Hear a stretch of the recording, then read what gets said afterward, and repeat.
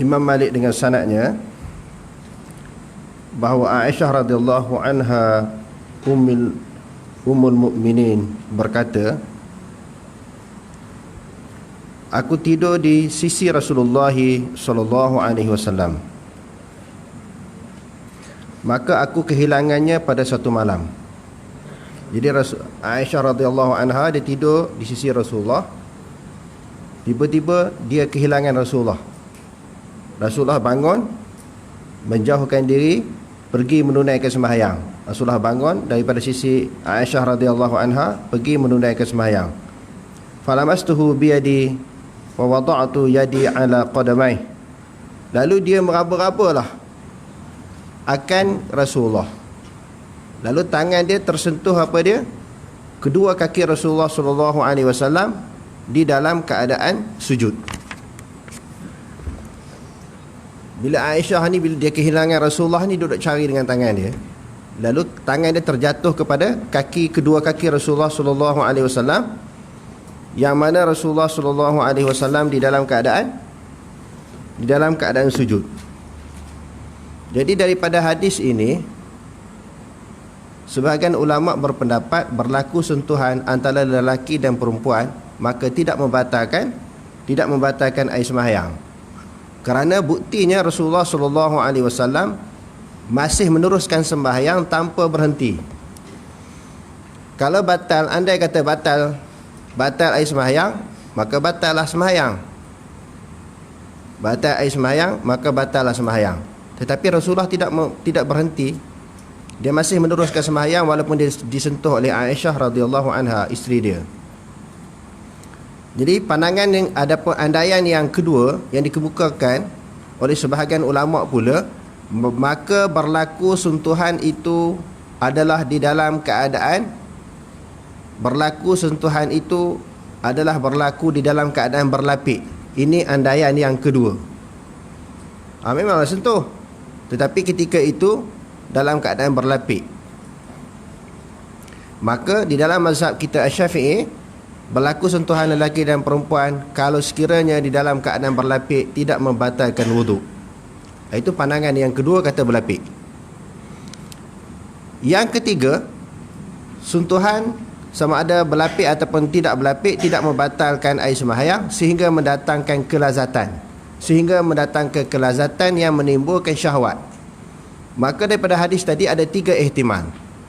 Pertamanya kata tak batal, yang keduanya sentuhan berlapik memang tak batal lah, yang ketiganya kata tidak disertakan dengan perasaan lazat ataupun didatang membangkitkan syahwat.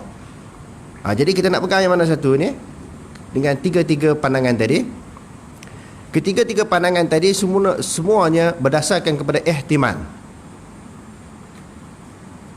Apa maksud ihtimal? Andaian ataupun ramalan. Ada pendapat ulama kata tak berlapik, ada yang kata berlapik antara kaki Rasulullah dan juga tangan Aisyah radhiyallahu anha. Jadi ulama-ulama yang mengihtimalkan ketiga-tiga perkara ini, mereka sendiri tidak wujud di dalam peristiwa itu. Di dalam keadaan itu, ketika Aisyah menyentuh kaki Rasulullah, sama ada berlapik ke, tak berlapik ke, dengan syahwat ke, tak syahwat ke, semua tak tahu, semua ihtimal. Sebab itu selalu sangat kita sebut masalah-masalah fiqh ini kebanyakannya didasari ataupun diasaskan dengan zon, dengan sangkaan, bukan benda yang pasti. Oleh kerana itu kita tidak boleh berbalah di dalam benda yang zon, benda yang tidak pasti, benda yang tak jelas. Kita banyak beramal dengan zon, dengan ihtimal sahaja, kecuali beberapa hukum yang berkaitan dengan hukum qat'i. Okey, lalu Rasulullah sallallahu alaihi wasallam berdoa.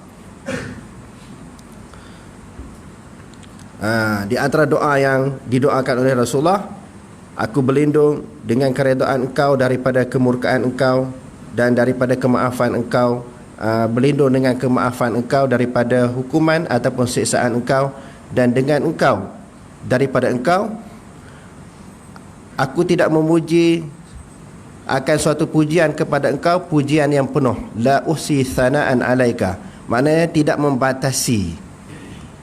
Maka tak boleh nak puji ni sebagaimana pujian Allah terhadap diri dia sendiri. Memanglah kita bersungguh-sungguh memuji Allah Subhanahu Wa Taala dengan sepenuh-penuh pujian, La uthi thana'an alaika, tidak membastasi, tidak ada had, tidak ada sempadan. Kita puji-puji sungguh. Tetapi dalam waktu yang sama, pujian kita banyak mana pun kepada Allah Ta'ala tak akan penuh, tak akan sempurna, sebagaimana Allah Subhanahu Wa Ta'ala memuji akan diri dia sendiri. Jadi makna asal hasa ini hijaratus saghirah, maknanya apa dia? Batu-batu yang kecil. Asal-asal dulu orang berzikir, bila puji Allah sebahagian daripada zikir, zikir-zikir ini mereka menggunakan batu-batu yang kecil. Al-ihsa'u, mereka menggunakan batu-batu yang kecil. Maka kenapa guna batu-batu yang kecil? Untuk membolehkan supaya mereka berzikir kepada Allah Subhanahu Wa Ta'ala di dalam bilangan yang banyak. Kalau ambil batu besar-besar, nak dapat berzikir banyak mana? Kita nak ambil satu batu kan, satu batu pun dah berat. Tapi kalau ambil batu-batu yang kecil, boleh berzikir kepada Allah Subhanahu Wa Ta'ala di dalam bilangan yang banyak. Jadi yang paling sunnahnya, zikir ini sama ada guna batu-batu yang kecil ataupun dengan guna jari jemari sendiri. Adapun guna tasbih itu bukan merupakan suatu perkara bid'ah. Ulama bahas pula di situ tu. Sekarang ni kadang-kadang dibangkitkan oleh sebahagian orang, tak boleh berzikir dengan tasbih. Tak boleh. Yang paling pentingnya kita ingat Allah.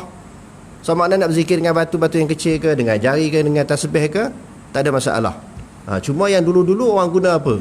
Guna batu-batu yang kecil sebagai alat untuk mengira bilangan-bilangan zikir mereka. Kan ada hadis-hadis yang ada zikir ini yang dihadkan jumlahnya oleh Rasulullah. Seperti apa?